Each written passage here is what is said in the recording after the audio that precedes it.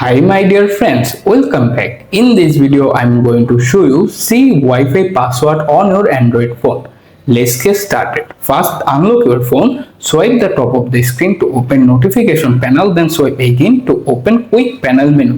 Here you can find your Wi-Fi icon or name, simply long press it. After the pop-up menu, simply hit the details option. In the Wi-Fi page is open, locate the connected Wi-Fi name. Once you found them, simply hit the settings gear icon next to their name. After this page open, you can see various options, but located the password section. Once you found them, simply click on the I icon.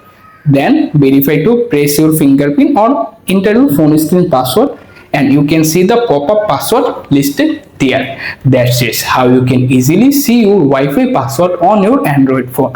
However, if you also decide to check QR code, this is available. To do that, simply tap on the QR code button at the bottom left corner, then verify to again enter your phone screen password or fingerprint, and you can see your Wi-Fi QR code. That's it, you are done. Thanks for watching. Like this video. Goodbye.